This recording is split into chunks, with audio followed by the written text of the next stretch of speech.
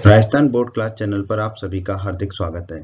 बच्चों, इस वीडियो में हम राजस्थान बोर्ड यानी कि आरबीएससी के कक्षा 10वीं के गणित के अध्याय 3 दो चर वाले रैखिक समीकरण युग्म के प्रश्नावली 3.6 के सभी प्रश्नों को हल करेंगे। तो वीडियो को पूरा देखिएगा अंत तक, जिससे आपको प्रश्नावली 3.6 के सभी प्रश्नों का हल आसानी से समझ में आ जाएगा। बच्चों, अगर आप हमारे चैनल पर नए हैं और आपने अभी तक राजस्थान बोर्ड क्लास चैनल को सब्सक्राइब नहीं किया है, तो जल्दी से हमारे चैनल को सब्सक्राइब कर लीजिए, सब्सक्राइब बटन को दबाकर, और बेल आइकन को भी दबा दीजिए। इससे आपको क्या फ़ायदा होगा कि जब भी हमारे चैनल पर कोई भी नया वीडियो आएगा, तो उसका नोटिफिकेशन सबसे पहले आपको मिलेगा। और जब भी आप YouTube पर वीडियोस को सर्च करेंगे, तो हमारे चैनल के वीडियोस आपको ऊपर नज़र आने लगेंगे। बच्चों, इस अध्याय के बाकी सभी वीडियोस को देखने के लिए आप कभी भी आई बटन पर क्लिक कर सकते हैं। आई बटन पर क्लिक करने से आपको इस अध्याय के बाकी सभी वीडियोस के लिंक मिल जाएंगे। प्रश्न एक। दोस्तों, प्रश्न एक के 8 भाग हैं, हम 8 भागों को हल करेंगे। प्रश्न एक में दोस्तों हमसे कहा गया है निम्न समीकरणों के युग्मों को, ठीक है, समीकरण के युग्म दे रखे हैं, अर्थात दो समीकरण दे रखे हैं, हर एक भाग में को रैखिक समीकरण युग्म में बदलकर हल कीजिए। ठीक है, तो पहले तो ये रैखिक समीकरण के रूप में नहीं है, ये पहले तो इनको रैखिक समीकरण के रूप में हमें बदलना पड़ेगा। ठीक है, और फिर हमें हल करना है। ठीक है, तो इस तरह के प्रश्नों को समझिए कैसे करते हैं। हमें पहला समीकरण दे रखा है 1/2x धन 1/3y बराबर 2, और दूसरा दे रखा है 1/3x धन 1/2y बराबर 13/6। तो देखिए 1/x है, यहाँ पर 1/y है, यहाँ पर भी 1/x है और 1/y है। ठीक है, गुणांक को अभी हम बात नहीं किए। ठीक है, तो ऐसे प्रश्नों को हल करने के लिए दोस्तों हम मान लेते हैं कि 1/x जो है वो a है और 1/y जो है वो b है।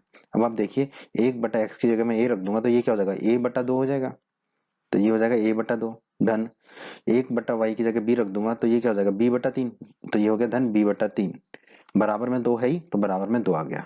ठीक है, अब हम इसको थोड़ा सा और सरल कर लेते हैं क्योंकि रैखिक समीकरण के रूप में हमें बनाना है।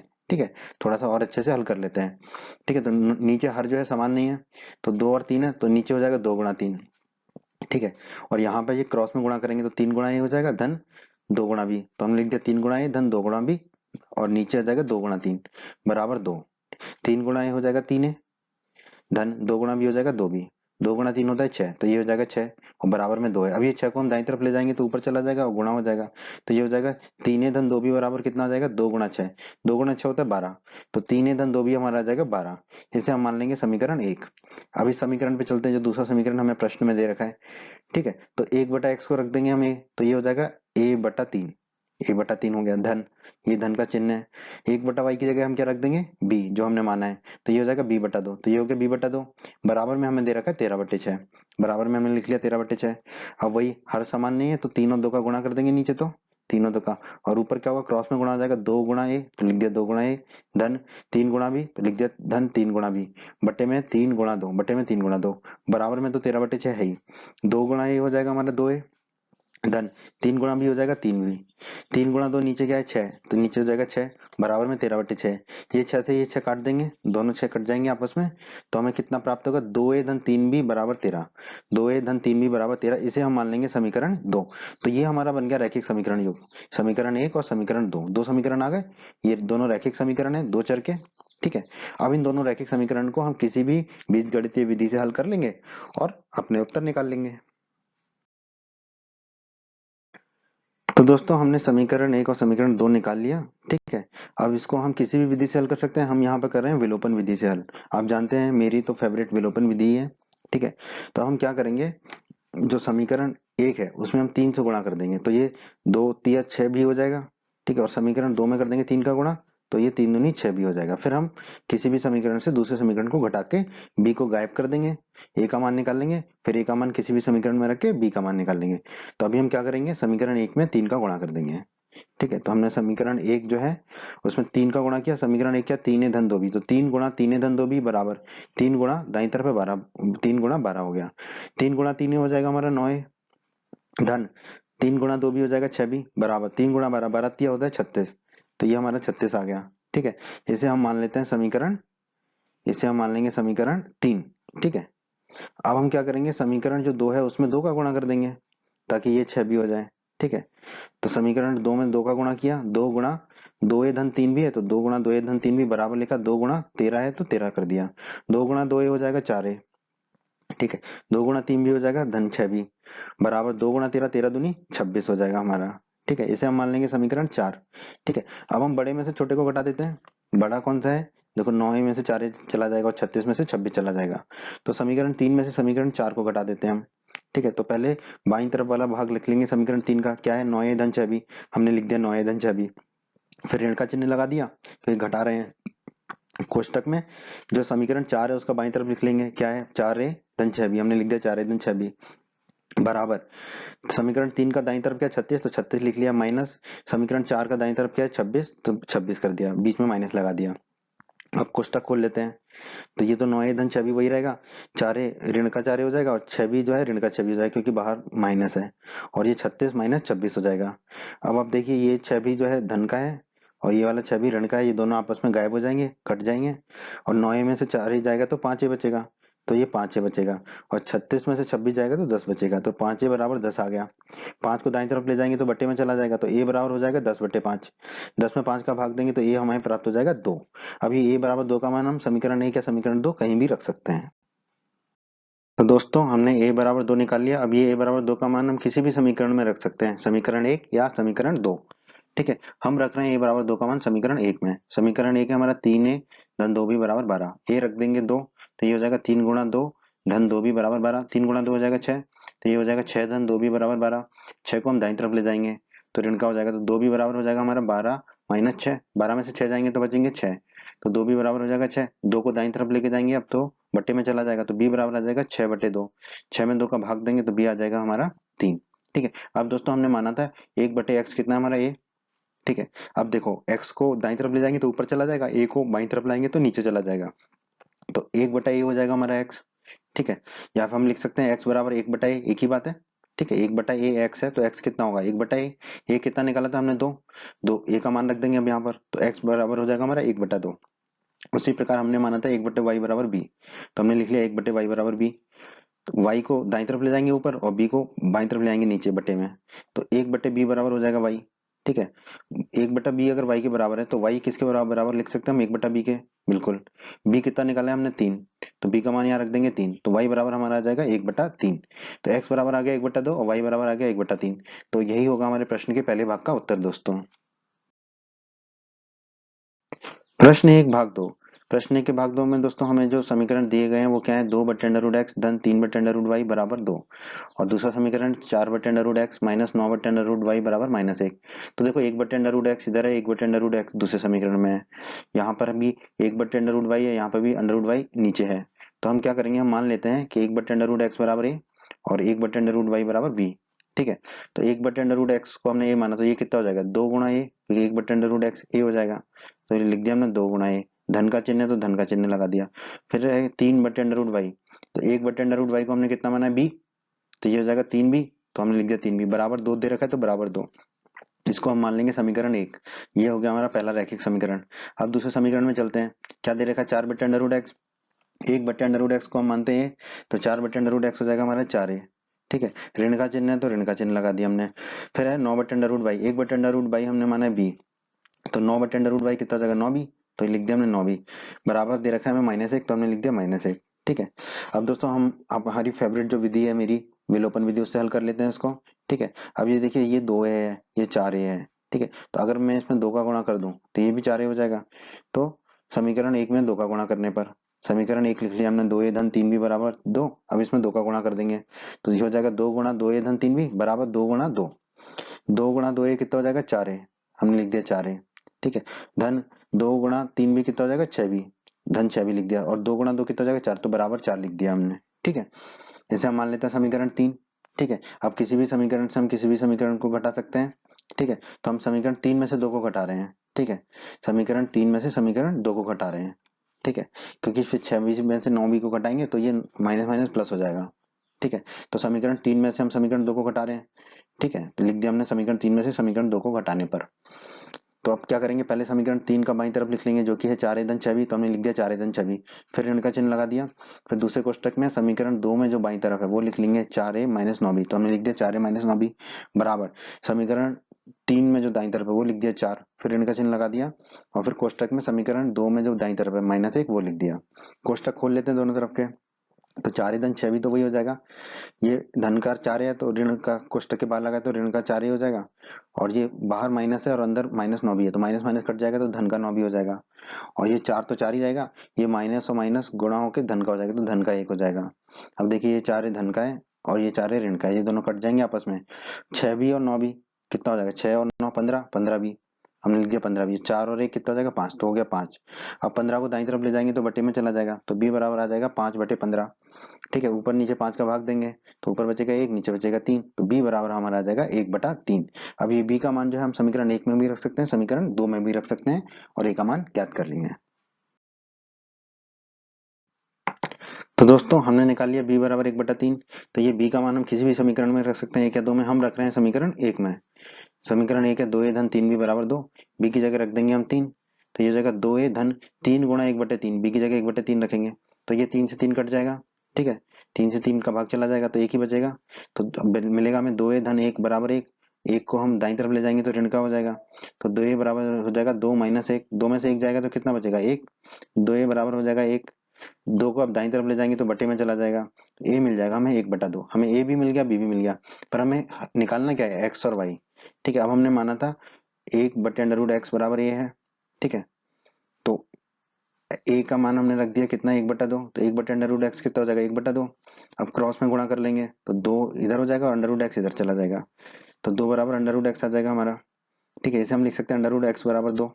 ठीक है, अब दोनों तरफ वर्ग कर लेंगे तो x बराबर 2 का वर्ग कितना होगा 4, √x का वर्ग होगा x और 2 का वर्ग होगा 4, तो हमें x बराबर 4 मिल गया। अब हमने 1/√y बराबर b माना था। ठीक है, b का मान रख देंगे, कितना निकाला था 1/3, तो 1/√y बराबर 1/3 हो जाएगा। अब क्रॉस में गुणा कर लेंगे, 3 इधर चला जाएगा, √y इधर चला जाएगा, 3 बराबर हो जाएगा √y, 3 बराबर है √y के तो √y बराबर 3 हो जाएगा। अब दोनों तरफ वर्क कर लेंगे तो ये तो √y का वर्क करेंगे तो y मिलेगा और 3 का वर्क होता है 9, तो y बराबर हमारा आ जाएगा 9। तो x आ गया 4, y आ गया 9, यही हमारे इस प्रश्न का हल है। ठीक है, x और y का मान, x बराबर 4 और y बराबर 9। अब हम चलते हैं प्रश्न के तीसरे भाग पर। प्रश्न 1 भाग 3। प्रश्न 1 के भाग 3 में दोस्तों जो हमें समीकरण दिया वो क्या है, 4/x धन 3y बराबर 14 और 3/x माइनस 4y बराबर 23। तो देखिए y तो जो है दोनों तरफ ऊपर ही है अंश में। ठीक है, बस x जो है हर में है दोनों समीकरणों में, तो हम क्या मान लेंगे यहाँ पर 1/x बराबर a। ठीक है, अगर 1/x को a मान लिया हमने तो 4/x कितना हो जाएगा 4a, क्योंकि 1/x a है। 4/x को हमने लिख दिया 4a, धन 3y बराबर 14 तो धन 3y बराबर 14 लिख दिया, इसे हम मान लेंगे समीकरण 1। फिर दूसरा समीकरण देखिए क्या है हमारे यहाँ पर, 3/x, 1/x है a तो 3/x हो जाएगा 3a, तो हमने लिख दिया 3a, माइनस 4y बराबर 23 को वैसे की वैसे लिख दिया, इसे हम मान लेंगे समीकरण 2। ठीक है, अब हमारी फेवरेट विधि विलोपन विधि से इसको हल कर लेंगे। तो आप देखिए अगर 3y में मैं 4 का गुणा कर दूं तो 12y हो जाएगा और इधर भी 4y में 3 का गुणा कर दूं तो ये भी 12y हो जाएगा। ठीक है, तो हम क्या करते हैं समीकरण 1 में 4 का गुणा कर लेते हैं। समीकरण 1 लिख लिया हमने, 4a धन 3y बराबर 14, अब 4 का गुणा कर लेंगे तो 4 गुणा 4a धन 3y बराबर 4 गुणा 14, 4 गुणा 4a हो जाएगा 16a धन 4 गुणा 3y हो जाएगा 12y, 4 तिया 12, 12y, 4 गुणा 14 हो जाएगा 56, इसे हम मान लेंगे समीकरण 3। अब समीकरण 2 जो है उसमें हम 3 का गुणा कर देते हैं। ठीक है, समीकरण 2 लिख लिया हमने, 3a माइनस 4y बराबर 23। ठीक है, ये लिख लिया। अब 3 का गुणा कर देते हैं तो 3 गुणा 3a माइनस 4y बराबर 3 गुणा 23 हो जाएगा, 3 गुणा 3a हो जाएगा 9a और ये माइनस का 4y गुणा 3, 4 तिया 12 और माइनस का चिन्ह है तो माइनस के 12y हो गए। फिर 3 गुणा 23, 23 में 3 का गुणा करते हैं तो 69 मिलेगा हमें। ठीक है, इसे हम मान लेंगे समीकरण 4। ठीक है, अब दोनों समीकरण को जोड़ लेते हैं, 3 और 4 को, समीकरण 3 और समीकरण 4 को जोड़ने पर। ठीक है, तो पहले समीकरण 3 का बाईं तरफ लिख देते हैं 16a धन 12y, कोष्टक में लिख दिया 16a धन 12y, धन का चिन्ह लगा दिया। अब समीकरण 4 में जो बाईं तरफ है वो लिख देंगे 9a माइनस 12y, तो हमने लिख दिया 9a माइनस 12y। ठीक है, बराबर समीकरण 3 में जो दाईं तरफ है 56 उसको लिख दिया, धन समीकरण 4 में जो दाईं तरफ है उसको लिख दिया 69। ठीक है, अब कोष्टक खोल लेते हैं, 16a धन 12y हो जाएगा, धन 9a माइनस 12y बराबर 56 और 69 को हम जोड़ेंगे तो हमें प्राप्त होगा दोस्तों 125। ठीक है, अब आप देखिए ये 12y धन का है और ये 12y ऋण का है, तो ये निबट जाएगा, खत्म हो जाएगा। 16a धन 9a कितना हो जाएगा 25 है, तो 25 से बराबर आ जाएगा हमारा 125। 25 को दाईं तरफ ले जाएंगे तो बट्टे में जाएगा तो a बराबर होगा 125/25। 125 में 25 का भाग देंगे तो हमें a बराबर मिल जाएगा 5। अब ये a का मान हम समीकरण 1 या समीकरण 2 कहीं पे भी रख के y का मान ज्ञात करेंगे। तो दोस्तों हमने a बराबर 5 निकाल लिया, ठीक है। अब हम ये a का मान जो है किसी भी समीकरण में रख सकते हैं, हम रख रहे हैं समीकरण 1 में, ठीक है। a बराबर 5, समीकरण a लिख दिया हमने 4a धन 3y बराबर 14, a की जगह रख देंगे 5, तो ये हो जाएगा 4 गुणा 5 धन 3y बराबर 14। 4 गुणा 5 होता है 5 चौके 20, ठीक है। 20 धन 3y बराबर 14, 20 को जो है हम दाईं तरफ ले जाएंगे तो ऋण का हो जाएगा, तो यहाँ बचेगा सिर्फ 3y, तो 3y बराबर होगा 14 माइनस 20, 14 में से 20 जाएगा तो -6 बचेगा, तो 3y बराबर होगा -6। अब 3 जो है उसको दाईं तरफ ले जाएंगे तो बटे में चला जाएगा, y बराबर होगा -6 बटे 3, ठीक है। 6 में 3 का भाग देंगे तो 2 बचेगा और माइनस का चिन्ह है ही, तो y बराबर हमारा आ गया -2, तो y का मान तो आ गया -2, ठीक है। अब x का मान और ज्ञात करना है हमें, क्योंकि हमारी समीकरण x और y में थे ना, तो x का मान और ज्ञात करना है। तो x हम 1/x हमने क्या माना है a, ठीक है। तो 1/a क्या हो जाएगा x, ठीक है। 1/a हो जाएगा हमारा x, ठीक है। तो x हो जाएगा हमारा 1/a, 1/a अगर x है तो x बराबर 1/a लिख सकते हैं। a का मान कितना निकाला था हमने 5, तो a की जगह यहाँ रख देंगे 5, तो x बराबर आ जाएगा हमारा 1/5, ठीक है। तो x आ गया 1/5 और y आ गया हमारा -2, तो यही हमारे प्रश्न के इस भाग का उत्तर है दोस्तों। प्रश्न 1 भाग 4। प्रश्न 1 के भाग 4 में दोस्तों जो समीकरण दिए हैं वो क्या है, 5/x-1 धन 1/y-2 बराबर 2, और दूसरा है 6/x-1 माइनस 3/y-2 बराबर 1। तो देखिए यहाँ पे बटे में x-1 है, यहाँ पे दूसरे वाले में भी बटे में x-1 है, पहले वाले में बटे में y-2 है, दूसरे वाले में भी बटे में y-2 है। तो हम मान लेंगे कि 1/x-1 कितना है हमारा a, और 1/y-2 को हम क्या मान लेते हैं b। तो अब देखिए 1/x-1 को माना हमने a, तो 5/x-1 कितना हो जाएगा हमारा 5 है, तो हमने लिख दिया 5 है, धन 1/y-2 को हमने माना है b, ठीक है। तो धन 1/y-2 कितना हो जाएगा b बराबर 2 दे रखा है, इसे हम मान लेंगे समीकरण 1। अब चलते हैं दूसरे समीकरण में, 6/x-1, 1/x-1 को माने हमने a, तो 6/x-1 कितना हो जाएगा 6a, तो हम लिख देंगे 6a, माइनस का चिन्ह है तो माइनस का चिन्ह लगा दिया। फिर है 3/y-2, 1/y-2 को हमने माना है b, तो 3/y-2 कितना हो जाएगा 3b, तो ये हो गया 3b बराबर 1 दे रखा है तो बराबर 1, इसे हम मान लेंगे समीकरण 2, ठीक है। तो इसको भी हम अपनी फेवरेट विधि जो है विलोपन विधि से हल कर लेंगे। कैसे, देखो ये है -3b, तो अगर हम यहाँ पे 3b का गुणा कर दें और दोनों को जोड़ दें समीकरण को, तो b कट जाएगा हमारा। तो हम क्या कर देंगे, समीकरण 1 में 3 का गुणा कर लेंगे, ठीक है। समीकरण 1 में 3 का गुणा कर लेंगे। समीकरण 1 है 5a धन b बराबर 2, 3 का गुणा करेंगे तो कितना आ जाएगा 3 गुणा 5a धन b बराबर 3 गुणा 2, 3 गुणा 5a हो जाएगा हमारा 15a, ठीक है, और 3 गुणा b हो जाएगा 3b, तो ये होगा 15a धन 3b बराबर 3 दूनी 6, इसे हम मान लेंगे समीकरण 3। अब समीकरण 2 और समीकरण 3 को जोड़ने पर, समीकरण 2 और समीकरण 3 को जोड़ लेते हैं हम, ठीक है। तो पहले समीकरण 2 का बाईं तरफ लिख देंगे, क्या है 6a माइनस 3b, हमने लिख दिया 6a माइनस 3b, धन दूसरे कोष्टक में क्या रखेंगे, समीकरण 3 का बाईं तरफ क्या है 15a धन 3b, तो हमने लिख दिया 15a धन 3b बराबर समीकरण 2 का दाईं तरफ है 1, लिख दिया 1, समीकरण 3 का दाईं तरफ है 6, लिख दिया 6, ठीक है। अब जो है कोष्टक को खोल लेते हैं, तो 6 माइनस 3b, तो 6 माइनस 3b, और ये धन है कोष्टक के बाहर, तो 15a धन 3b, तो 15a धन 3b, ये 3b ऋण का है और ये 3b धन का है, दोनों आपस में कट जाएंगे। 6 धन 15 कितना हो जाएगा 21 है, तो 21 बराबर हो जाएगा 7 है, 7, तो 21 को दाईं तरफ ले जाएंगे तो बट्टे में होगा, तो a बराबर होगा 7/21, ऊपर और नीचे 7 का भाग जा सकता है, तो ऊपर बचेगा 1, नीचे बचेगा 3, तो a आ जाएगा हमारा 1/3। अब ये a का मान जो है हम समीकरण 1 या समीकरण 2 कहीं भी रख सकते हैं, हम रख रहे हैं a का मान समीकरण 2 में, क्यों रख रहे हैं, देखो ये 6a है, ठीक है, 6 से 3 कट जाएगा फिर हमारा ना, क्योंकि a 1/3 आया है इसलिए बस। तो समीकरण a का मान समीकरण 2 में रख लेते हैं, समीकरण 2 है 6 माइनस 3b बराबर 1, a की जगह रख देंगे 1/3, तो ये हो जाएगा 6 गुणा 1/3 माइनस 3b बराबर 1, ठीक है। 6 में 3 का भाग जाएगा तो बचेगा 2, तो ये बचेगा 2 माइनस 3b बराबर 1, 2 को दाईं तरफ ले जाएंगे तो माइनस 3b बराबर कितना होगा 1 माइनस 2, एक में से -2 करेंगे, घटाएंगे, एक में से 2 को घटाएंगे तो -1 मिलेगा, तो -3b बराबर -1 मिलेगा, माइनस से माइनस को काट देंगे अब, तो 3b बराबर हमें मिल जाएगा 1, तो b बराबर कितना मिल जाएगा हमें, 3 दाईं तरफ जाके बट्टे में हो जाएगा, तो b बराबर मिल जाएगा 1/3, a मिल गया 1/3, b भी मिल गया 1/3, ठीक है। हमने a का मान निकालिए 1/3 और b का भी 1/3।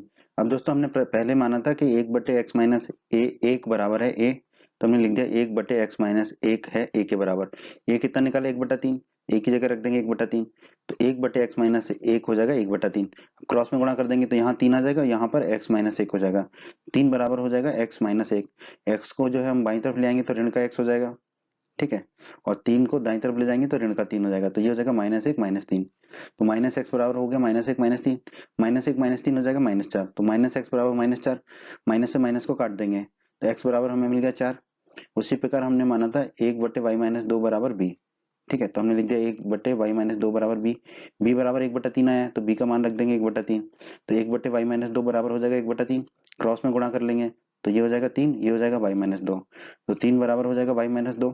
y को बाईं तरफ लाएंगे तो ऋण का y हो जाएगा, ठीक है, और 3 को दाईं तरफ ले जाएंगे तो ऋण का 3 हो जाएगा, तो दाईं तरफ हो जाएगा ऋण के 2 ऋण के 3, -2 -3 कितना हो जाएगा -5, तो -y बराबर -5, माइनस से माइनस को काट देंगे तो y बराबर आ जाएगा हमारा 5, ठीक है, x बराबर आ गया 4, y बराबर आ गया 5। यही हमारे प्रश्न के इस भाग के हल होंगे दोस्तों।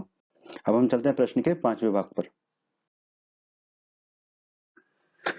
प्रश्न 1 भाग 5, ये भी वैसा ही प्रश्न है दोस्तों।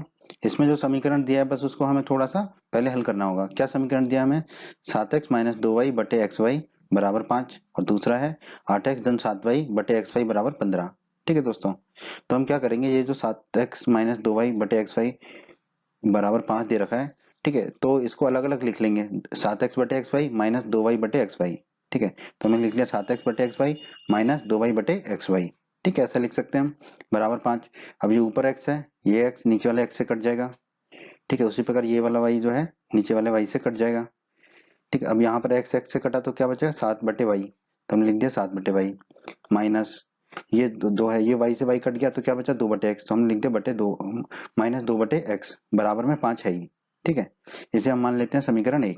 अब हम चलते हैं समीकरण पे जो हमें प्रश्न में दे रखा है, 8x धन 7y बटे एक्स वाई बटे बराबर 15, तो हमने लिख दिया 8x धन 7y बटे एक्स वाई बराबर 15। अब हम क्या कर देंगे 8x बटे एक्स वाई धन 7y बटे एक्स वाई, तो हमने लिख दिया 8x बटे एक्स वाई धन 7y बटे एक्स वाई बराबर 15। ठीक है, अब ये वाला x नीचे वाले x से कट जाएगा, ये y नीचे वाले y से कट जाएगा, तो यहाँ कितना बचेगा 8 बटे वाई, तो हमने लिख दिया 8 बटे वाई धन ये यहाँ कितना बचा है y से y कट गया तो 7 बटे एक्स, तो धन 7 बटे एक्स बराबर 15। इसे हम मान लेते हैं समीकरण 2। अब ये हमारा प्रश्न 1 के पिछले भागों जैसा ही हो गया। ठीक है, बटे में y और x आ गए। अब हम क्या करेंगे, मान लेते हैं कि 1 बटा एक्स ए है और 1 बटा वाई बी है, ये हम मान लेते हैं।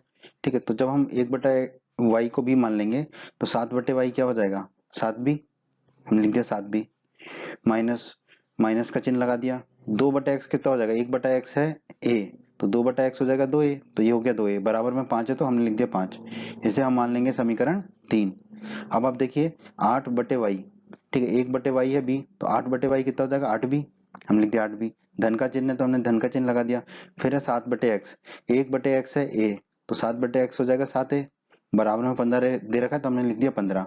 तो ये हम इसको हम मान लेंगे समीकरण 4।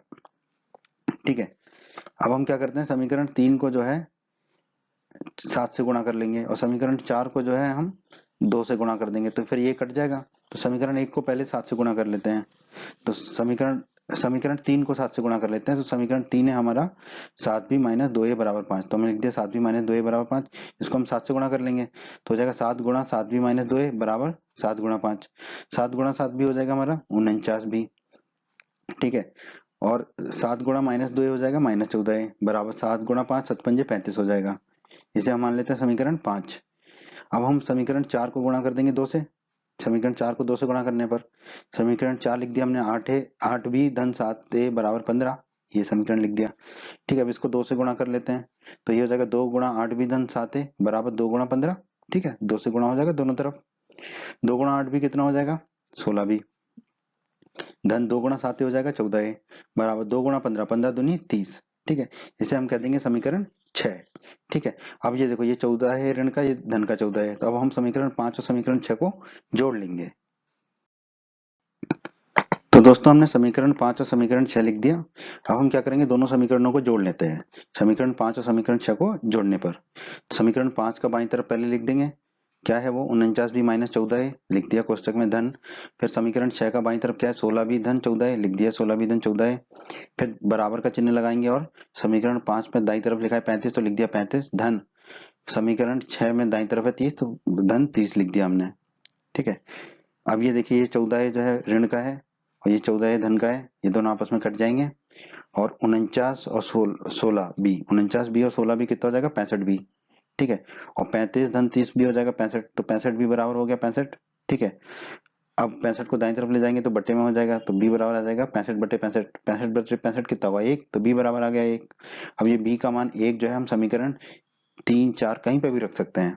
ठीक है, तो हम रखेंगे बी बराबर 1 का मान समीकरण 4 में। समीकरण 4 है हमारा 8 बी धन 7 ए बराबर 15, बी बराबर 1 रख देंगे तो ये हो जाएगा 8 गुणा 1 धन 7 ए बराबर 15। ठीक है, क्योंकि समीकरण है हमारा 8 बी धन 7 ए बराबर 15, 8 बी की जगह 1 रख देंगे तो ये हो जाएगा 8 गुणा 1 धन 7 बी बराबर 15। 8 गुणा 1 हो जाएगा 8, तो ये हो जाएगा 8 धन 7 ए बराबर 15। 8 को दाईं तरफ ले जाएंगे तो ऋण का हो जाएगा, तो 7 ए बराबर हो जाएगा 15 माइनस 8, 15 में से 8 गए तो बचेंगे 7, 7 ए बराबर हो जाएगा 7। 7 को ये वाले 7 को दाईं तरफ ले जाएंगे तो बट्टे में चला जाएगा, तो ए बराबर हो जाएगा 7 बटे 7, 7 बटे 7 कितना होगा 1, तो ए का मान आ गया हमारा 1। ए भी 1 आ गया, बी भी 1 आ गया, परंतु हमें क्या निकालना है एक्स और वाई। तो दोस्तों हमने ए का मान निकाल लिया, बी का मान निकाल लिया, दोनों का मान एक एक आया। अब दोस्तों हमने माना था 1 बटा एक्स बराबर कितना है ए। ठीक है, तो 1 बटा एक्स ए का मान रख दिया हमने 1, तो 1 बटा एक्स हो गया 1 के बराबर, क्रॉस में गुणा कर लेंगे तो 1 बराबर एक्स, 1 बराबर एक्स मतलब एक्स बराबर 1। ठीक है, तो एक मान आ गया हमारा एक्स का। अब हमने 1 बटा वाई को माना था बी, तो हम लिख दिया 1 बटा वाई बराबर बी, बी का मान 1 है तो 1 रख देंगे बी का मान। ठीक है, तो 1 बटा वाई हो जाएगा 1। ठीक है, क्रॉस में गुणा करेंगे तो 1 बराबर कितना हो जाएगा वाई, 1 बराबर वाई हो जाएगा, 1 बराबर वाई मतलब वाई बराबर 1। ठीक है, तो यही हमारा उत्तर होगा एक्स बराबर 1 और वाई बराबर 1। अब हम चलते हैं प्रश्न के 6वें भाग पर। प्रश्न 1 भाग 6। भाग 6 में दोस्तों जो हमें समीकरण दिए वो दिए 6x धन 3y बराबर 6xy और 2x धन 4y बराबर 5xy। ठीक है, तो ऐसे प्रश्नों को कैसे हल करना है। 6x धन 3y बराबर 6xy दे रखा है पहला समीकरण जो है प्रश्न में। ठीक है, तो अब हम क्या करेंगे xy को बाईं तरफ ले जाएंगे, तो xy बाईं तरफ जाके क्या होगा बट्टे में, 6xy को नहीं ले जाएंगे, सिर्फ xy को ले जाएंगे, गुणा को ले जाएंगे, 6 को छोड़ देंगे, तो xy क्या चला जाएगा बट्टे में, तो ये क्या हो जाएगा 6x धन 3y बटे xy। ठीक है, ये हो जाएगा बराबर 6, यहाँ पे सिर्फ 6 बचेगा। ठीक है, अब जैसे हमने प्रश्न के पिछले भाग में किया था, अब क्या लिख देंगे 6x बटे एक्स वाई, हम लिख दिए 6x बटे एक्स वाई धन 3y बटे एक्स वाई, धन 3y बटे एक्स वाई बराबर 6। अभी ऊपर वाले x से नीचे वाला x कट जाएगा। ठीक है, यहाँ पर तो बचेगा 6 बटे वाई, और यहाँ पर इस y से नीचे वाला y कट जाएगा। ठीक है, तो यहाँ क्या बचा 6 बटे वाई, तो हमने लिख दिया 6 बटे वाई, धन यहाँ क्या बचा 3 बटे एक्स, तो हमने लिख दिया 3 बटे एक्स बराबर 6। इसे हम मान लेंगे समीकरण 1। अब जो दूसरा समीकरण जो दे रखा है प्रश्न में उसको लिख लेते हैं 2x धन 4y बराबर 5xy। अब यहाँ पर भी क्या करेंगे xy को बाईं तरफ ले जाएंगे तो बट्टे में चला जाएगा, तो हमें क्या मिलेगा 2x धन 4y बटे xy बराबर 5। अब क्या करेंगे हम लिख लेंगे 2x बटे xy, लिखिए 2x बटे xy धन 4y बटे xy, धन 4y बटे xy बराबर 5। अब ये x ऊपर है और एक x नीचे है, कट जाएंगे ये y ऊपर है ये y नीचे है, कट जाएगा, तो क्या बचेगा हमारा 2 बटे वाई, हम लिख दिया 2 बटे वाई धन 4 बटे एक्स, धन 4 बटे एक्स बराबर 5। इसे हम मान लेंगे समीकरण 2। ठीक है, अब हम जो पिछले इसी प्रश्न के जो पिछले भाग हल किए थे वैसे ही करेंगे। मान लेंगे 1 बटे एक्स है ए, ठीक है, और 1 बटे वाई को हम मान लेंगे बी। ठीक है, तो 1 बटे वाई को हमने माना बी, तो 6 बटे वाई क्या हो जाएगा हमारा 6 बी, धन 1 बटे एक्स को माना है हमने ए, तो 3 बटे एक्स क्या हो जाएगा 3 है, तो हमने लिख दिया 3 है, बराबर 6 दे रखा है तो हमने लिख दिया बराबर 6। ठीक है, अब हम इसमें से क्या कर रहे हैं दोनों तरफ से 3 कॉमन ले रहे हैं, तो देखो यहाँ पे 3 कॉमन लेंगे तो 6 बी में 3 कॉमन लिया तो 3 बार लिख दिया, 6 बी में से 3 कॉमन लिया तो कितना बचेगा 2 बी, धन 3 ए में से 3 कॉमन लिया तो क्या बचेगा ए, और 6 को क्या लिख सकते हैं हम 3 गुणा 2। ठीक है, अब ये वाला 3 और ये वाला 3 को काट सकते हैं हम, तो हमें क्या मिल जाएगा 2 बी धन ए बराबर 2। इसे हम मान लेंगे समीकरण 3। ठीक है, अब आप देखिए ये है 2 बटे वाई, 1 बटे वाई को हमने माना था बी, तो 2 बटे वाई कितना हो जाएगा 2 बी। ठीक है, धन 4 बटे एक्स, 1 बटे एक्स को माना था ए, तो 4 बटे एक्स क्या हो जाएगा 4 है, तो हम लिख दिया 4 है, बराबर 5 है तो हमने लिख दिया बराबर 5। ठीक है, इसे हम मान लेंगे समीकरण 4। अब हमारी फेवरेट विधि विलोपन विधि, यहाँ देखिए 2 भी यहाँ पे भी 2 भी। ठीक है, कुछ गुणा वुणा करने की जरूरत नहीं है, समीकरण 4 में से समीकरण 3 को घटा देंगे।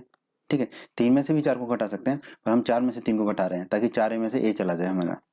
ठीक है, तो समीकरण 4 में से समीकरण 3 को घटाने पर, ठीक है, समीकरण 4 में से समीकरण 3 को घटाने पर तो पहले समीकरण 4 में जो बाईं तरफ है उसको लिख लेंगे हम। ठीक है, क्या है बाईं तरफ समीकरण 4 में, 2b धन 4 है, लिख लिया, ऋण का चिन्ह लगा दिया। फिर समीकरण 3 में बाईं तरफ क्या है, 2b धन है, तो हमने लिख दिया 2b धन है, बराबर समीकरण 4 के बराबर में क्या है 5, तो हमने लिख दिया 5, ऋण का चिन्ह लगा दिया। समीकरण 3 में जो है दाईं तरफ क्या है 2, तो हमने लिख दिया 2। ठीक है, अब हम कोष्टक खोल लेंगे तो हमें मिलेगा 2b धन 4 है माइनस 2b माइनस है। ठीक है, अब 5 में से 2 चला जाएगा तो बचा 3। अब ये देखिए ये 2b धन का है, ये 2b जो है ऋण का है, तो आपस में कट जाएंगे और 4a में से एक ही जाएगा तो मिलेगा हमें 3a। 3a बराबर 3, 3 को दाईं तरफ ले जाएंगे तो बट्टे में चला जाएगा, तो a बराबर 3/3। ठीक है, तो a बराबर हमें मिल जाएगा 1, तो a बराबर हमें मिल गया 1। अब ये a का मान हम समीकरण 3 या समीकरण 4 में कहीं पे भी रख सकते हैं, तो हमें b का मान मिल जाएगा। तो दोस्तों हमने निकाल लिया a बराबर 1। अब ये a बराबर 1 हम समीकरण 3 4 कहीं पे भी रख सकते हैं। ठीक है, 3 में रखना आसान लग रहा है मुझे, तो हम a बराबर 1 का मान समीकरण 3 में रख देते हैं। समीकरण 3 है 2b धन a बराबर 2, a की जगह रख देंगे 1, तो हो जाएगा 2b धन 1 बराबर 2। 1 को दाईं तरफ ले जाएंगे तो ऋण का हो जाएगा 1, तो 2b बराबर हो जाएगा 2 माइनस 1, 2 में से 1 जाएगा तो 1 बचेगा, तो 2b बराबर हो जाएगा 1। अब 2 को दाईं तरफ ले जाएंगे तो बट्टे में चला जाएगा, तो b बराबर आ गया हमारा 1/2। ठीक है, a 1 आ गया, b आ गया 1/2। अब देखिए 1/x को हमने माना था a। ठीक है, a कितना है हमारा 1, तो 1/x हो जाएगा 1। ठीक है, तो क्रॉस में गुणा कर लेंगे तो 1 बराबर हो जाएगा x, यानी कि x बराबर हो जाएगा 1। ठीक है, तो x बराबर 1 आ गया। अब 1/y को हमने माना था b, तो 1/y को हम b मान लेंगे, b का मान कितना है 1/2, तो b का मान 1/2 रख देंगे, तो 1/y हो जाएगा 1/2। क्रॉस में गुणा करेंगे तो ये 2 ऊपर चला जाएगा, y इधर चला जाएगा ऊपर, तो 2 बराबर y आ जाएगा। 2 बराबर y को हम लिख सकते हैं y बराबर 2, तो हमारा x बराबर 1 आ गया और y बराबर 2 आ गया। यही हमारा प्रश्न के इस भाग का उत्तर है दोस्तों। प्रश्न 1 भाग 7, यहाँ पर जो समीकरण दिए वो है हमारे 10/x धन y धन 2/x माइनस y बराबर 4, और दूसरा है 15/x धन y minus 5/x minus y बराबर -2। तो देखिए दोनों में एक पद में बट्टे में x धन y है, ठीक है, और एक में x माइनस y है दोनों में। ठीक है, तो हम हल करते हैं, इसको मान लेते हैं कि 1/x धन y कितना है हमारा a है, और 1/x माइनस y है b। ठीक है, ये हमने मान लिया। तो अब देखिए 10/x 1/x धन y है a, तो 10/x धन y कितना हो जाएगा 10 है, तो लिख दिया हमने 10 है, धन 2/x minus Y, 1/x minus Y है b, तो 2/x माइनस वाई हो जाएगा 2b, तो हमने लिख दिया 2b, बराबर 4 दे रखा है तो हमने लिख दिया 4। मान लिया हमने इसको समीकरण 1। ठीक है, अब देखिए 1/x धन y है a, तो 15/x धन y कितना होगा 15a। ठीक है, माइनस का चिन्ह है तो माइनस का चिन्ह लगा दिया। 1/x माइनस वाई है b, तो 5/x माइनस वाई कितना होगा 5b, तो हमने लिख दिया यहाँ पे 5b, बराबर में -2 दे रखा है तो हमने लिख दिया -2। ठीक है, इसे हम मान लिया समीकरण 2।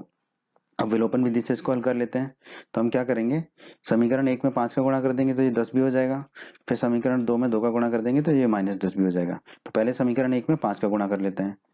ठीक है, समीकरण 1 लिख लिया हमने, 10 है धन 2b बराबर 4। अब 5 का गुणा करेंगे दोनों तरफ, तो ये हो जाएगा 5 गुणा 10 है धन 2b बराबर 5 गुणा 4। 5 गुणा 10 से हो जाएगा 50 है, और 5 गुणा 2 भी हो जाएगा 10 भी, बराबर 5 गुणा 4 5 चौके 20 हो गया। ठीक है, इसे हम मान लेंगे समीकरण 3। ठीक है, अब समीकरण 2 में हम कर लेते हैं 2 का गुणा।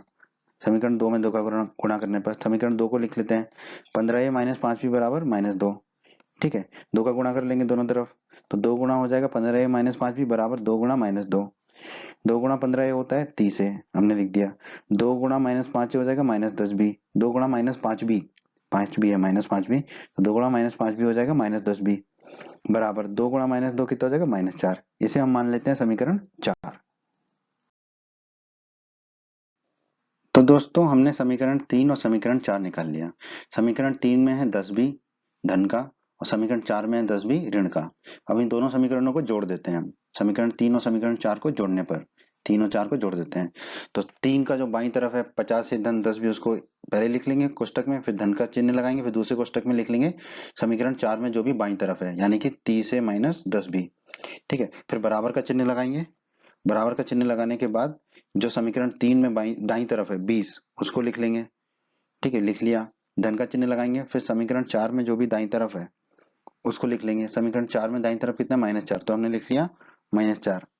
ठीक है, अब कोष्टक खोल लेंगे तो हो जाएगा 50 से धन 10b धन 30 से माइनस 10b बराबर 20, और ये धन है और ये ऋण है तो ऋण का 4 हो जाएगा। ठीक है, अब देखिए ये 10 भी धन का है और ये 10 भी ऋण का है, ये आपस में कट जाएगा। 50 से धन 30 भी 30 से कितना हो जाएगा, 50 से धन 30 से हो जाएगा 80 है, हमने लिख दिया 80 है। और 20 में से 4 जाएंगे तो बचेंगे 16, तो 80 बराबर हो जाएगा 16। 80 को दाईं तरफ ले जाएंगे तो बट्टे में चला जाएगा, तो ए बराबर हो जाएगा 16/80। 16 × 5 = 80 होता है, तो 16 का भाग देंगे ऊपर नीचे, तो ऊपर बचेगा 1, नीचे बचेगा 5, तो ए बराबर आ गया 1/5। अब ये ए का मान 1/5 हम समीकरण 1 या समीकरण 2 कहीं भी रख सकते हैं, तो हम ए का मान समीकरण 1 में रख रहे हैं। समीकरण 1 है 10 है धन 2 भी बराबर 4, ठीक है। ए की जगह क्या रख देंगे 1/5, तो हो जाएगा 10 × 1/5 धन 2 भी बराबर 4। अब 10 में 5 का भाग देंगे तो कितना बचेगा 2, तो हमें मिलेगा 2 धन 2 भी बराबर 4। 2 को दाईं तरफ ले जाएंगे तो ऋण का हो जाएगा, तो 2 भी हो जाएगा 4 - 2, 4 में से 2 गए तो बचेगा 2, तो 2 भी बराबर 2। इस 2 को दाईं तरफ ले जाएंगे तो बट्टे में जाएगा, तो b बराबर होगा 2/2। 2/2 1 होता है, तो b बराबर आ गया हमारा 1। a आ गया 1/5 और b आ गया 1। तो दोस्तों हमने a बराबर निकाल लिया 1/5 और b बराबर 1, ठीक है। अब दोस्तों हमने माना था 1/x धन y है a हमारा, ठीक है। 1/x धन y a है, a का मान कितना है 1/5, तो 1/5 रख देंगे। तो 1/x धन y बराबर हो जाएगा 1/5, क्रॉस में गुणा करेंगे तो 5 बराबर हो जाएगा x धन y, ठीक है। तो 5 बराबर हो जाएगा x धन y, तो हम लिख सकते हैं x धन y बराबर 5। इसे हम मान लेते हैं समीकरण 5, ठीक है। अब हमने माना था 1/x - y बराबर b, माना था हमने 1/x - y बराबर b, ठीक है। तो b बराबर कितना है 1, तो b बराबर 1 रख देंगे, तो 1/x - y बराबर 1 हो जाएगा। क्रॉस में गुणा करेंगे तो x - y ऊपर चला जाएगा, तो 1 बराबर हो जाएगा x - y। 1 अगर x - y के बराबर है तो x - y किसके बराबर होगा 1 के। इसे हम मान लेते हैं समीकरण 6। अब ये देखिए, ये धन का y है और ये ऋण का y है, तो समीकरण 5 और समीकरण 6 को जोड़ देते हैं हम। समीकरण 5 और समीकरण 6 को जोड़ने पर, ठीक है, तो समीकरण 5 और 6 को जोड़ देते हैं। तो समीकरण 5 में जो बाईं तरफ है उसको पहले लिख देंगे x धन y धन। समीकरण 6 में जो बाईं तरफ है उसको लिख देंगे x - y बराबर। समीकरण 5 में जो दाईं तरफ है 5 वो लिख दिया धन। समीकरण 6 में जो दाईं तरफ है 1 उसको लिख दिया, ठीक है। कोष्टक खोल देते हैं तो आ जाएगा x धन y धन x - y बराबर 5 और 1 कितना हो जाएगा 6। अब ये y जो है धन का है, ये y ऋण का है, ये आपस में खत्म हो जाएगा, कट जाएगा। x धन x हो जाएगा 2x, तो 2x बराबर हो जाएगा 6। 2 को दाईं तरफ ले जाएंगे तो बट्टे में चला जाएगा, तो x बराबर हो जाएगा 6/2। 6 में 2 का भाग देंगे तो आ जाएगा 3, तो x बराबर हमारा आ गया 3। अब ये x का मान हम समीकरण 5 या समीकरण 6 में कहीं भी रख देंगे तो हमें y का भी मान प्राप्त हो जाएगा। तो दोस्तों हमने x बराबर 3 निकाल लिया। समीकरण 5 है x धन y बराबर 5 और समीकरण 6 है x - y बराबर 1। तो x बराबर 3 का मान हम रख रहे हैं समीकरण 5 में। समीकरण 5 है x धन y बराबर 5, x की जगह रख देंगे 3, तो ये हो जाएगा 3 धन y बराबर 5। 3 को दाईं तरफ ले जाएंगे तो ऋण का हो जाएगा, तो y बराबर हो जाएगा 5 - 3। 5 में से 3 गए तो कितना बचा 2, तो y बराबर आ गया 2। तो यही हमारा उत्तर होगा x बराबर 3 और y बराबर 2, ठीक है। अब हम चलते हैं प्रश्न के आखिरी भाग, प्रश्न के भाग 8 में। दोस्तों अब हम आ पहुंचे हैं प्रश्न के 8वें भाग पर। प्रश्न के 8वें भाग में हमें समीकरण दे रखा है 1/3x धन y धन 1/3x - y बराबर 3/4, और दूसरा समीकरण दे रखा है 1/2 गुणा 3x धन y माइनस 1/2 गुणा 3x - y बराबर -1/8, ठीक है। इस प्रश्न को हल कर लेते हैं। आप देखिए प्रश्न में जो है हर में 3x धन y पहले समीकरण में भी है, दूसरे में भी है। उसी प्रकार 3x - y पहले समीकरण में भी है, दूसरे में भी है। तो हम क्या करेंगे 1/3x धन y को मान लेते हैं a, उसी प्रकार हम 1/3x - y को मान लेंगे b। तो अब पहले समीकरण को देखिए 1/3x धन y क्या है a, तो ये हो जाएगा a, और 1/3x - y को हमने माना है b, तो धन ये हो जाएगा b, तो a धन b कितना हो जाएगा हमारा 3/4, तो a धन b हो गया 3/4। इसको हम मान लेते हैं समीकरण 1। अब चलते हैं इधर, इधर देखें 1/3x धन y कितना हो जाएगा हमारा a, तो ये हो जाएगा a/2, ये होगा a/2, माइनस का चिन्ह है तो माइनस का चिन्ह लगा दिया।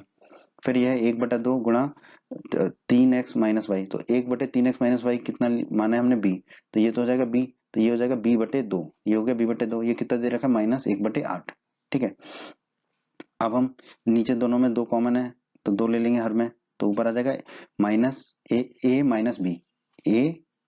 b, ठीक है। नीचे 2 है, ठीक है, तो कुछ भी गुणा नहीं होगा, ऊपर a - b आ जाएगा बराबर -1/8, ठीक है। तो a - b कितना हो जाएगा 8 में जो है हम 2 का भाग देंगे तो बचेगा 4, तो a - b हो जाएगा हमारा -1/4। इसे हम मान लेते हैं समीकरण 2। अब देखो पहले समीकरण में a धन b, दूसरे में a - b, दोनों समीकरण को जोड़ देते हैं तो b चला जाएगा। तो समीकरण 1 और समीकरण 2 को जोड़ने पर, ठीक है, दोनों समीकरण को जोड़ देते हैं तो आ जाएगा a धन b ठीक है, समीकरण 1 का बाएं तरफ, समीकरण 2 का बाएं तरफ है a माइनस बी, तो लिख दिया a माइनस बी बराबर समीकरण 1 का दाईं तरफ 3/4 धन समीकरण 2 का दाईं तरफ -1/4 लिख दिया हमने। ठीक है, कोष्टक खोल लेते हैं तो a धन b धन a माइनस बी आ जाएगा, a धन b धन a माइनस बी। ठीक है, 3/4 और ये है -1/4, तो दोनों में 4 है तो नीचे 4 कॉमन आ जाएगा, तो ऊपर कितना होगा 3 - 1, तो हमने लिख दिया 3 - 1। अब यहाँ पर देखिए ये है b धन का और ये है b ऋण का। ठीक है, तो ये कट जाएगा b से b, a धन a कितना हो जाएगा 2a। ठीक है, और 3 में से 1 गया तो कितना बचा हमारा 2, 3 में से 1 गया तो 2 बचा, तो ये हो गया 2/4। अब ये 2 को जो है हम दाईं तरफ ले जाएंगे तो बट्टे में चला जाएगा, तो a बराबर हो जाएगा 2/4, तो पहले ही था, नीचे गुणे में 2 और हो जाएगा, ये 2 से ये 2 कट जाएगा हमारा। ठीक है, ऊपर वाले 2 से नीचे वाला 2 कट जाएगा, तो a बराबर हमें मिल जाएगा 1/4। a बराबर मिल गया हमें 1/4। अब ये a का मान हम समीकरण 1 या समीकरण 2 कहीं भी रख के b का मान ज्ञात कर लेंगे। हमने a का मान निकालिए 1/4, तो अभी a का मान हम रख देते हैं समीकरण 1 में। समीकरण 1 है a धन b बराबर 3/4, a की जगह रख देंगे 1/4, तो 1/4 धन b बराबर हो गया 3/4। 1/4 को ले जाएंगे दाईं तरफ तो ये हो जाएगा ऋण का 1/4, तो b बराबर हो जाएगा 3/4 माइनस 1/4, दोनों में 4 है तो हर में 4 कॉमन आ जाएगा, तो b कितना हो जाएगा 3 - 1/4, 3 में से 1 गया तो बचेगा 2, b बराबर हो गया 2/4, ऊपर नीचे 2 का भाग देंगे तो ऊपर बचेगा 1, नीचे बचेगा 2, तो b आ जाएगा हमारा 1/2। ठीक है, अब दोस्तों हमने निकाला था, हमने माना था, निकाला नहीं था, माना था 1/3x धन y कितना है a, तो हमने लिख दिया 1/3x धन y है a हमने कितना निकाला 1/4, तो a का मान रख देंगे 1/4, तो 1/3x धन y बराबर कितना हो जाएगा 1/4। अब क्रॉस में गुणा कर देंगे तो 4 इधर चला जाएगा, 3x धन y दाईं तरफ चला जाएगा, तो 4 बराबर आ जाएगा 3x धन y, तो हम लिख सकते हैं 3x धन y बराबर 4। इसे हम मान लेते हैं समीकरण 3। तो हमने समीकरण 3 को लिख लिया 3x धन y बराबर 4, b बराबर निकला था 1/2। दोस्तों हमने माना था 1/3x माइनस वाई कितना है b। ठीक है, तो हमने लिख दिया 1/3x माइनस वाई बराबर b। अब b का मान रख देंगे 1/2, तो हो जाएगा 1/3x माइनस वाई बराबर 1/2।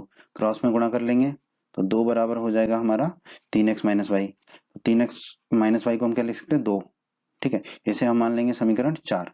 अब देखो ये माइनस वाई है और ये धन का वाई है, तो समीकरण 3 और समीकरण 4 को जोड़ लेते हैं तो वाई कट जाएगा, तो समीकरण 3 और समीकरण 4 को जोड़ने पर क्या करेंगे, समीकरण 3 का जो बाईं तरफ है 3x धन y उसको लिख लिया पहले, फिर धन का चिन्ह लगाया, फिर दूसरे कोष्टक में लिख लिया जो समीकरण 4 में बाईं तरफ है, तो वो है 3x माइनस वाई। ठीक है, फिर समीकरण 3 में जो दाईं तरफ है उसको लिख दिया 4, फिर धन का चिन्ह लगाया, फिर समीकरण 4 में जो दाईं तरफ है उसको लिख दिया 2। ठीक है, अब कोष्टक खोल लेते हैं तो आ जाएगा 3x धन y धन 3x माइनस वाई, 4 धन 2 हो गया हमारा 6। अब देखिए ये y जो है धन का है, ये y जो है ऋण का है, तो कट जाएगा आपस में, 3x धन 3x हो जाएगा 6x, तो आ जाएगा 6x बराबर 6।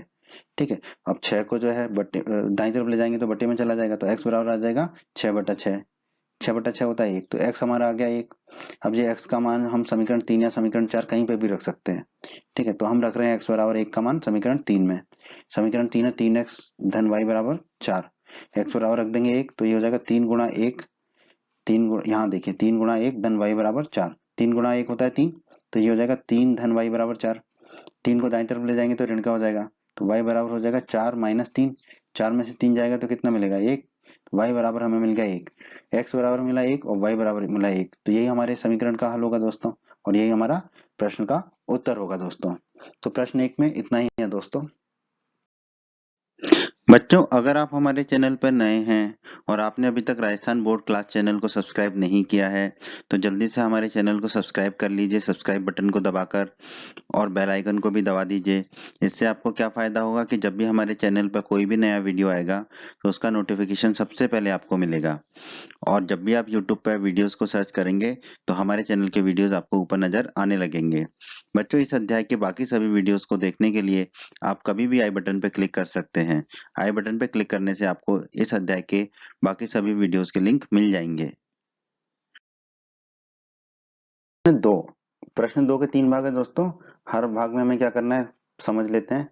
प्रश्न 2 में कहा गया है निम्न समस्याओं को रैखिक समीकरण युग्म के रूप में व्यक्त कीजिए। ठीक है, जो तीनों समस्या दी गई हैं उनमें पहले तो हमें रैखिक समीकरण के युग्म बनाने हैं। ठीक है, और फिर उनके हल ज्ञात कीजिए। ठीक है, जैसा कि हम अन्य प्रश्नावलियों में भी कर चुके हैं अध्याय 3 की ठीक है। तो प्रश्न के 3 भाग है, बहुत ही आसान है।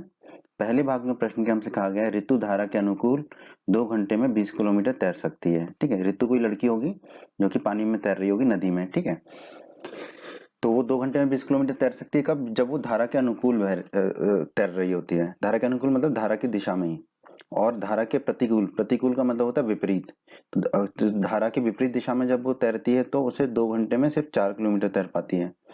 तो उसकी स्थिर जल में तैरने की चाल, उसकी मतलब ऋतु की स्थिर जल में तैरने की चाल तथा धारा की चाल ज्ञात कीजिए। बहुत ही अच्छा प्रश्न है दोस्तों, और हम इसे बहुत ही अच्छे तरीके से समझेंगे। ठीक है, अब देखिए ये पानी है, पानी में ऋतु ये तैर रही है। ठीक है, अब हम मान लेते हैं कि जो ऋतु की स्थिर जल में तैरने की चाल है वो x किलोमीटर प्रति घंटा है। ठीक है, ये हमने मान लिया ऋतु की स्थिर जल में तैरने की चाल कितनी है? x किलोमीटर प्रति घंटा। ठीक है, ये है ऋतु। ठीक है, और धारा की जो चाल है वो हम मान लेते हैं वो है y किलोमीटर प्रति घंटा। ठीक है, तो ये धारा है। ठीक है, अब दोस्तों इसको समझिए कि धारा के अनुकूल जो चाल होगी, ठीक है, ऋतु की, अगर ऋतु धारा के अनुकूल ही तैर रही है, यानी कि जिस दिशा में धारा है उसी दिशा में ऋतु भी तैर रही है, तो ऋतु की चाल कितनी हो जाएगी? एक्स धन वाई, क्योंकि ऋतु की स्थिर जल में चाल है एक्स और धारा की चाल है वाई, तो दोनों जुड़ जाएंगे। ठीक है, इसको ऐसे समझिए, दोनों एक ही तरफ अगर जा रहे हैं, धारा भी इस तरफ जा रही है और ऋतु भी इस तरफ तैर रही है, तो दोनों की चाल जुड़ जाएगी। तो धारा के अनुकूल जब ऋतु तैर रही होगी तो उसकी चाल होगी एक्स धन वाई किलोमीटर प्रति घंटा। ठीक है, और जब धारा के प्रतिकूल चाल, ठीक है, जब धारा के प्रतिकूल तैर रही होगी ऋतु, ठीक है, तो उसकी चाल कितनी होगी? जो ऋतु की चाल होगी उसमें से धारा की चाल को घटाना पड़ेगा। और धारा के प्रतिकूल कैसे होगा, इसको देखिए इधर, देखो धारा तो उसी दिशा में जा रही है पर ऋतु जो है दूसरी दिशा में तैर रही है। ठीक है, तो जो ऋतु की चाल है उसमें से धारा की चाल को हमें घटाना पड़ेगा, माइनस करना पड़ेगा, तभी धारा के प्रतिकूल जो है ऋतु की चाल आएगी। और वो कितनी आएगी? ऋतु की चाल x में से धारा की चाल y को घटा देंगे, तो ये आ जाएगी हमारी x माइनस वाई किलोमीटर प्रति घंटा। तो दोस्तों हमने लिख लिया धारा के अनुकूल चाल जो अभी हमने निकाली है x धन y, और धारा के प्रतिकूल चाल x माइनस वाई। तो दोस्तों हमेशा के लिए याद रखिए, अनुकूल का मतलब होता है कि जो हमारे हिसाब से हो, हमारे को फायदा करता हो, उसको अनुकूल बोलते हैं। ठीक है, तो जैसे ऋतु चल रही है x से, उसको फायदा कर दिया धारा की चाल ने, तो धारा की, क्योंकि धारा की दिशा में ही तैर रही है इसलिए वो x धन y हो गया। और प्रतिकूल का मतलब होता है जो हमारे हिसाब से ना हो, हमारे लिए उल्टा हो। ठीक है, तो धारा की चाल दूसरी है और ऋतु की चाल दूसरी है, तो ये हो गया था x माइनस वाई। ठीक है, अब दोस्तों हम जानते हैं कि चाल बराबर क्या होता है? दूरी बटे समय। ये तो हम पिछली कक्षा में पढ़ चुके हैं बहुत अच्छे से। चाल बराबर दूरी बटे समय। तो ऋतु धारा के अनुकूल 2 घंटे में कितना तैर सकती है? 20 किलोमीटर, ये हमें प्रश्न में दिया गया है। ठीक है, और धारा के अनुकूल ऋतु की चाल कितनी निकाली हमने? एक्स धन वाई। तो ये एक्स धन वाई जो है ये किसके बराबर होगा? इस चाल से कितना किलोमीटर तैर रही है ऋतु? 20 किलोमीटर। कितने घंटे में? 2 घंटे में। तो देखिए सूत्र में चाल रख दी हमने एक्स धन वाई। ठीक है, चाल अनुकूल, धारा के अनुकूल चाल कितनी? एक्स धन वाई, वो रख दिया। फिर धारा के अनुकूल कितनी दूरी चली उसने? 20 किलोमीटर। चाल बराबर दूरी बटा समय, तो दूरी रख दी 20। ठीक है, और कितने समय में चली? 2 घंटे में, तो बटे में रख दिया हमने 2। ठीक है, अब 20 में 2 का भाग देंगे तो 10 आ जाएगा, तो हमारा आ जाएगा एक्स धन वाई बराबर 10। इसे हम मान लेंगे समीकरण 1। अब चाल बराबर दूरी बटे समय हम लगाएंगे धारा के प्रतिकूल चाल में भी। ठीक है, तो हमें दिया गया प्रश्न में ऋतु धारा के प्रतिकूल 2 घंटे में 4 किलोमीटर तैर सकती है। तो पहले तो धारा के प्रतिकूल चाल कितनी है? x माइनस वाई, तो हम लिख देंगे x माइनस वाई बराबर होगा दूरी बटे समय। तो धारा के प्रतिकूल कितनी दूरी तय करती है? 4 किलोमीटर, तो हो गया 4, और कितने घंटे में? 2 घंटे में, तो बटे में आ गया 2। ठीक है, तो x माइनस वाई बराबर हो गया 4 बटे 2। 4 में 2 का भाग देंगे तो 2 आ जाएगा, तो x माइनस वाई आ जाएगा हमारा 2। इसे हम मान लेंगे समीकरण 2। तो दोस्तों हमारे दो समीकरण आ गए, एक्स धन वाई बराबर 10 और एक्स माइनस वाई बराबर 2। तो यही हमारे रैखिक समीकरण युग्म है। ठीक है, अब हम क्या करेंगे, हमारी जो फेवरेट विधि है विलोपन विधि, इससे हल कर लेंगे। अब देखिए ये धन का वाई है और ये ऋण का वाई है, तो ना गुणा करना है ना कुछ, दोनों समीकरण को हम जोड़ लेते हैं। तो समीकरण 1 और समीकरण 2 को जोड़ने पर, ठीक है, हमने लिख दिया 1 को 2 से जोड़ने पर। तो सबसे पहले क्या करेंगे, समीकरण 1 में जो बाईं तरफ है उसको लिख देंगे कोष्टक के अंदर, धन का चिन्ह लगा देंगे। अब समीकरण 2 में जो बाईं तरफ है उसको लिख देंगे, वो हो जाएगा एक्स माइनस वाई। ठीक है, फिर बराबर का चिन्ह लगाएंगे। समीकरण 1 में दाईं तरफ है 10, वो 10 लिख दिया, धन का चिन्ह लगाएंगे। समीकरण 2 में जो दाईं तरफ है 2, उसको लिख दिया, तो हो गया 2। ठीक है, कोष्टक खोल लेंगे तो आ जाएगा एक्स धन वाई धन एक्स माइनस वाई, एक्स धन वाई धन एक्स माइनस वाई, 10 और 2 हो जाएंगे 12। ठीक है, अब देखिए ये धन का वाई है और ये ऋण का वाई है, ये आपस में कट जाएगा। ठीक है, तो x धन x कितना मिलेगा हमें 2x, तो 2x बराबर हो गया 12, 2 को दाईं तरफ ले जाएंगे तो बट्टे में चला जाएगा, तो x बराबर हो जाएगा हमारा 12/2, 12 में 2 का भाग देंगे तो x आ जाएगा हमारा 6। अब ये x का मान 6 जो है हम समीकरण 1 या समीकरण 2 कहीं भी रख सकते हैं, हम रख रहे हैं x बराबर 6 का मान समीकरण 1 में, हमारी मर्जी हम कहीं भी रखें। ठीक है, उत्तर दोनों से आएगा, आप समीकरण 2 में भी रख सकते हैं। ठीक है, तो x धन y बराबर 10 है समीकरण 1, x का मान 6 रख देंगे तो 6 धन y बराबर 10 हो जाएगा, 6 को दाईं तरफ ले जाएंगे तो ऋण का हो जाएगा, तो y बराबर हो जाएगा 10 माइनस 6, 10 में से 6 गए तो कितना बचा 4, तो y बराबर आ गया हमारा 4, x बराबर आ गया 6, y बराबर 4। हमने क्या माना था, ऋतु की स्थिर जल में तैरने की चाल x किलोमीटर प्रति घंटा मानी थी, तो x कितना है 6, तो ऋतु की स्थिर जल में तैरने की चाल कितनी आ जाएगी 6 किलोमीटर प्रति घंटा। उसी प्रकार हमने धारा की चाल मानी थी y किलोमीटर प्रति घंटा, y आया है हमारा 4, तो हम कह सकते हैं धारा की चाल कितनी होगी y बराबर 4 किलोमीटर प्रति घंटा। यही हमारे प्रश्न के पहले भाग का उत्तर है दोस्तों। प्रश्न 2 का भाग 2। ठीक है, इसमें भी हमें रैखिक समीकरण युग्म बनाने हैं और फिर प्रश्न को हल करना है। तो भाग 2 में हमें दिया गया है दोस्तों, 2 महिलाएं एवं 5 पुरुष एक कसीदे के काम को, कसीदा मतलब होता है कढ़ाई, ठीक है, मतलब आप मान लो कोई भी काम है, ठीक है, इससे कोई मतलब नहीं है। ठीक है, किसी भी काम को 2 महिलाएं एवं 5 पुरुष एक काम को साथ साथ 4 दिन में पूरा कर सकते हैं, जबकि 3 महिलाएं और 6 पुरुष इसको 3 दिन में पूरा कर सकते हैं। ज्ञात कीजिए कि इसी कार्य को करने में एक अकेली महिला कितना समय लेगी और पुनः इसी कार्य को करने में एक पुरुष कितना समय लेगा। वैसे तो मजाक में कहा जाए तो एक बार जब काम हो गया तो दोबारा क्यों करना है इस काम को, पर हम चलिए इस प्रश्न को हल करते हैं। ठीक है, इस तरह के बहुत प्रश्न मिलेंगे आपको आगे जाके। ठीक है, हम मान लेते हैं कि एक महिला इस कार्य को पूरा करने में x दिन लेती है, ये हमने माना है, और हम मान लेते हैं कि एक पुरुष इस कार्य को पूरा करने में y दिन लेते हैं। ठीक है, तो अब देखिए एक महिला x दिन ले रही है। ठीक है, तो एक दिन में महिला कितना काम करेगी, 1/x, एक महिला द्वारा एक दिन में किया गया कार्य होगा 1/x। अब इसको समझिए कैसे, मान लीजिए कि वो महिला 10 दिन में काम को करती है, तो एक दिन में कितना काम करेगी 1/10। ठीक है, मान लीजिए अगर वो 2 दिन में काम पूरा करती है, ठीक है, तो एक दिन में कितना काम करेगी 1/2, यानी कि आधा काम। ठीक है, तो इसलिए एक दिन में किया गया कार्य होगा 1 जितने दिन उसे पूरे लगते हैं पूरे कार्य को करने में, तो 1/x आ गया ये। अब हम मान लेते हैं कि 1/x जो है वो a है हमारी सुविधा के लिए। ठीक है, तो a यहाँ रख देंगे, तो एक महिला द्वारा एक दिन में किया गया कार्य कितना हो जाएगा a, तो हमने यहाँ ऊपर लिख दिया एक महिला द्वारा एक दिन में किया गया कार्य है a। ठीक है, अब पुरुष पे आ जाते हैं, महिला के बाद पुरुष y दिन में पूरा करता है, तो पुरुष एक दिन में कितना काम करेगा 1/y। ठीक है, जैसे कि अभी समझाया महिला के लिए। ठीक है, अब हम मान लेते हैं कि 1/y कितना है हमारा b।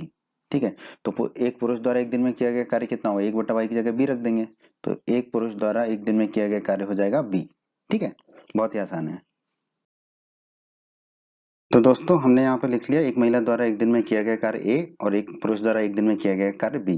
ठीक है, हमें कहा गया 2 महिलाएं 5 पुरुष जो है इस काम को 4 दिन में पूरा करते हैं, तो 2 महिलाएं द्वारा एक दिन में कितना काम किया जाएगा 2A, क्योंकि एक महिला A काम कर रही है तो 2 महिलाएं कितना काम करेंगी 2A। ठीक है, और 5 पुरुष एक दिन में कितना करेंगे 5B, क्योंकि एक पुरुष कर रहा है B तो 5 पुरुष करेंगे 5B। ठीक है, तो 2 महिलाएं और 5 पुरुष एक दिन में कितना काम करेंगे 2A धन 5B हो जाएगा, क्योंकि 2 महिलाएं करेंगी 2A और 5 पुरुष करेंगे 5B, तो ये हो जाएगा 2A धन 5B। तो 4 दिन में कितना करेंगे 2 महिलाएं और 5 पुरुष, 2 महिलाएं और 5 पुरुष द्वारा 4 दिन में कितना काम होगा 2A धन 5B में 4 का गुणा कर देंगे, क्योंकि 2 महिलाएं एवं 5 पुरुष एक दिन में कितना कर रहे हैं 2A धन 5B, तो 2 महिलाएं एवं 5 पुरुष 4 दिन में कितना करेंगे 4 गुणा 2A धन 5B। ठीक है, अब हमें प्रश्न में दिया गया है कि 2 महिलाएं एवं 5 पुरुष एक कसीदे के काम को साथ साथ 4 दिन में पूरा कर लेते हैं। ठीक है, तो ये जो 2 महिलाएं एवं 5 पुरुषों ने 4 दिन में काम किया उसमें काम हमारा पूरा हो गया। ठीक है, पूरे काम को हम एक कह देते हैं। ठीक है, ठीक है, पूरा जो काम है उसको हम एक मानते हैं हमेशा, ये हमेशा के लिए याद रखिए। ठीक है, तो जो 4 दिन में काम किया है 2 महिलाओं एवं 5 पुरुषों ने, वो किसके बराबर है 1 के, क्योंकि काम पूरा हो गया। ठीक है, अब 4 ये कितना है 4 गुणा 2A धन 5B बराबर 1, 4 गुणा 2A करेंगे तो कितना मिलेगा हमें 8A, और 4 गुणा 5B करेंगे तो धन का हो गया 20B बराबर 1, इसे हम मान लेंगे समीकरण 1। इसी तरह दोस्तों हम दूसरी स्थिति की चर्चा कर लेते हैं। दूसरी स्थिति में हमसे कहा गया 3 महिलाएं 6 पुरुष इस काम को 3 दिन में पूरा करते हैं, तो एक महिला एक दिन में कितना काम कर रही है, तो 3 महिलाएं एक दिन में कितना काम करेंगी 3A, क्योंकि एक कर रही है एक A तो 3 महिलाएं करेंगी 3 ए, ठीक है। उसी प्रकार जो है एक पुरुष कर रहा है एक दिन में बी, तो 6 पुरुष कितना करेंगे एक दिन में, 6 पुरुषों द्वारा एक दिन में कितना काम होगा। अगर एक पुरुष बी कर रहा है एक दिन में, तो 6 पुरुष एक दिन में कितना करेंगे 6 बी, ठीक है। अब 3 महिलाएं और 6 पुरुष 3 दिन में 3 महिलाएं और 6 पुरुष एक दिन में कितना काम करेंगे मिलके, 3 महिलाएं 6 पुरुष एक दिन में कितना काम करेंगे। 3 महिलाएं कर रही हैं 3 और 6 पुरुष कर रहे हैं 6 भी, तो दोनों को जोड़ देंगे तो ये आ जाएगा 3 धन 6 भी, 3 महिलाएं और 6 पुरुषों द्वारा एक दिन में किया गया कार्य, ठीक है। तो 3 दिन में कितना कार्य करेंगे 3 महिलाएं एवं 6 पुरुष, 3 दिन में 3 महिलाएं 6 पुरुष द्वारा 3 दिन में किया गया कार्य कितना होगा, 3 धन जो जितना एक दिन में किया था उन्होंने मिलके, यानी कि 3 धन 6 भी, उसमें 3 का गुणा कर देंगे, तो ये हो जाएगा 3 गुणा 3 धन 6 भी।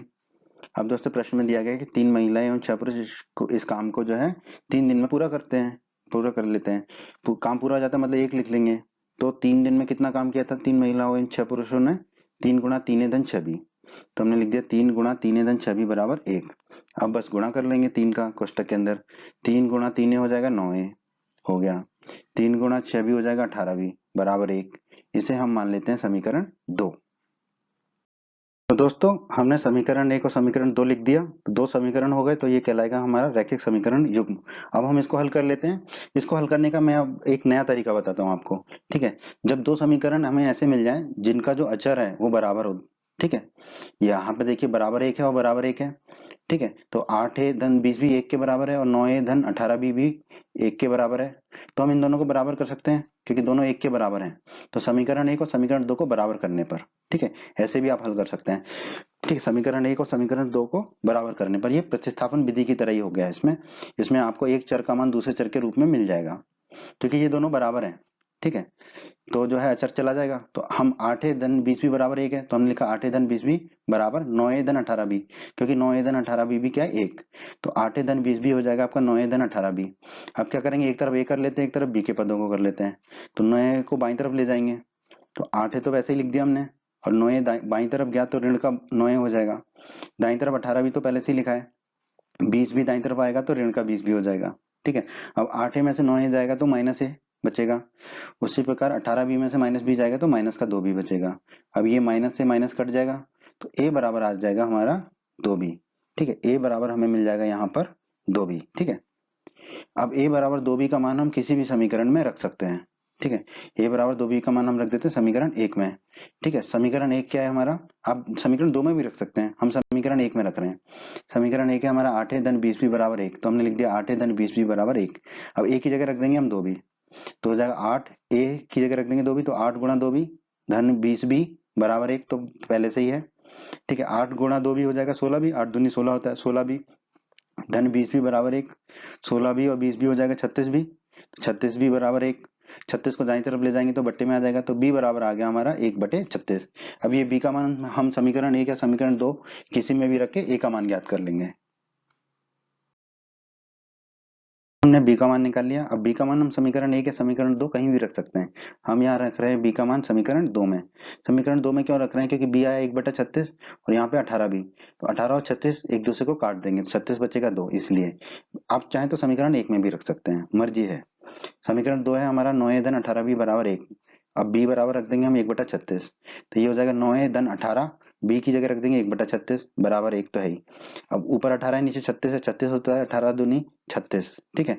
तो ऊपर 1 बचेगा नीचे 2 बचेगा, तो ये बचेगा हमें 9 धन 1/2 बराबर 1, 1/2 को हम दाईं तरफ ले जाएंगे तो ऋण का हो जाएगा, तो 9 बराबर हो जाएगा 1 माइनस 1/2, नीचे 2 का कॉमन ले लेंगे, नीचे 2 कॉमन आ जाएगा तो 1 का 2 से गुणा हो जाएगा, तो ये हो जाएगा 2 माइनस 1/2, ठीक है। वैसे 1 में से आधा घटाएंगे तो आधा बचेगा, ठीक है।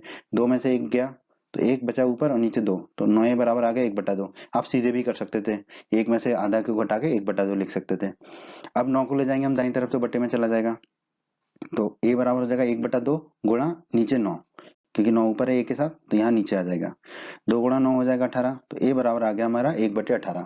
तो हमने a का भी मान निकाल लिया और b का भी मान निकाल लिया, ठीक है। अब हम x और y के मान निकाल लेते हैं। तो दोस्तों हमने माना था 1/x जो है वो a के बराबर है और 1/y b के बराबर है। हमने a और b के मान निकाल लिए, ठीक है। और हमने माना था एक महिला को इस कार्य को पूरा करने में कितने दिन लगते हैं, x दिन, ये हमने माना था, ठीक है। और एक पुरुष को इस कार्य को करने में लगते हैं 12 दिन, और हमें ये x और y ही निकालने हैं। हमसे यही पूछा प्रश्न में, अकेली महिला कितना समय लेगी और पुरुष कितना समय लेगा। 1/x है a, ठीक है, तो a का मान रख देंगे 1/18 जो निकाला है हमने, तो 1/x हो जाएगा 1/18, a की जगह 1/18 रख दिया, क्रॉस में गुणा करेंगे तो 18 यहाँ चला जाएगा और x दाईं तरफ चला जाएगा, तो 18 बराबर x हो जाएगा। 18 बराबर x है तो x बराबर 18 लिख सकते हैं हम। उसी प्रकार 1/y क्या है हमारा b कितना निकाला 1/36, तो b की जगह 1/36 रख देंगे, तो 1/y हो जाएगा 1/36, क्रॉस में गुणा करेंगे तो इधर हो जाएगा 36, इधर हो जाएगा y, तो 36 बराबर y आ जाएगा। 36 बराबर y को हम लिख सकते हैं y बराबर 36। तो देखो x आ गया 18, y आ गया 36, तो एक महिला इस कार्य को पूरा करने में लेती है x दिन, तो x कितना है 18, तो हम कह सकते हैं एक महिला इस कार्य को पूरा करने में कितने दिन लेगी 18 दिन, क्योंकि x हमारा 18 है। उसी प्रकार एक पुरुष इस कार्य को पूरा करने में लेता है y दिन, y कितना है 36, तो हम कह सकते हैं एक पुरुष इस कार्य को पूरा करने में कितने दिन लेगा 36 दिन, ठीक है। तो महिला के लिए 18 दिन और पुरुष के लिए 36 दिन। तो यही हमारे प्रश्न के इस भाग का उत्तर है दोस्तों।